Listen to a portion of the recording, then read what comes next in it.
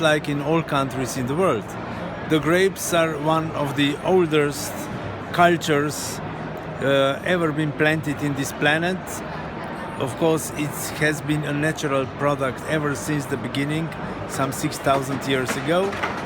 And the grapes are really a natural product. So everything what is needed for wine to be made is on the skins of the grapes. You don't add anything artificial. Okay, now you can do it, but basically the wine doesn't need anything. The yeasts are natural, the bacteria which are doing the process of winemaking are natural. So you just pick up the grapes, put them into different vats, and yeah, organic wines. Basically all the wines are by its origin organic, but human, because of the greed or industrialization, they are doing some different processes and adding different artificial things to make more. The oldest vineyard in Europe. Yeah, we have the oldest wine plant of wines in Slovenia, which is more than 500 years old and still growing all the time. So this is one of the top things to see in Slovenia and to taste these wines, which are very rare. Only a few bottles are bottled every year.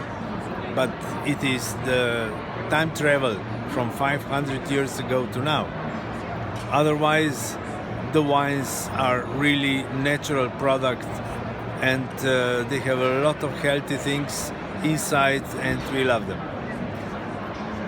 So just tell me briefly the Procedure, yes, I'll do it very fast. So first it's picking of the grapes, which have to be very, very healthy. If they are not healthy, you are forced to use some additives, which is not good then for the drinker. You got some headaches and so on. So firstly, healthy grapes, then it's pressing time, then it's time which are wines to spend in the barrels. The better wines you want to make, the more precision you have to make in the vineyard and in the cellar and in the barrels. And then you make very, very, very good wines, which are usually quite expensive. How do you put the yeast and all that procedure? Yeah, you don't put the yeast because the yeasts are on the grapes, on the berries. Sure. Yes. So you don't add anything, no yeast? Some people do.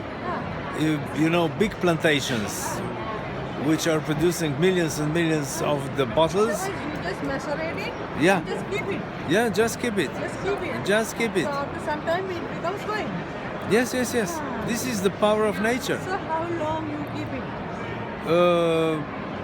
This maceration process lasts, let's say, from 14 days to few months. It depends of the grape. Maturing process. Macerating process. Then maturing process is when this process is done, then you put it into special barrels to mature. And after at least year and a half, these wines are put to the market. And this is it. Of course, there are then specialities like what woods they are put in, from where is this wood, how is it toasted, but these are really specialities. Basically, it's a very natural process. How about going it stale? How about going it stale or becoming vinegar? This is when the maceration is on the higher temperature. The Maceration means what do you mean? By the yeasts in the grapes, they are doing, let's say, extracting positive things from the skin, from the skin of the grapes. From the skin of the grapes. Skin of the grapes. This is especially with the red wines. With the white wines, you don't have this, but it's a matter of a temperature. If it's the high temperature, this you don't get the wine, you get the vinegar. So, but usually everybody goes for the wine. The vinegar is usually when the this wine fails to be made as wine when the temperatures are too high and so on. So this is totally different stuff. But you have to know also that vinegar in the world is, I don't know for your part of the world, but in Europe, majority of vinegar is fabrication product. It's an artificial product, fabrication product. Only few of people who are making vinegar are doing this by natural way, and that's why these vinegars are more expensive than these industrial wines. Then what about making white wine? How to make white wine? White wine, you don't do the maceration. In white wine, you do the pressing, and this juice, which is in the beginning really juice, normal juice, grape Red juice. wine, you just For red wine, you use maceration. For white wine, you don't. For white wine, you go only to first process, which is called fermentation, when the yeasts are turning sugar into alcohol. And this is how it's done. that's very good. The higher the alcohol, the lower the sugar level. That's why the wines are some called dry ones. Yeah. Sweet ones are when this fermentation is stopped. Yeah. So how many all the people in your country drink wine? It's a historical natural drink.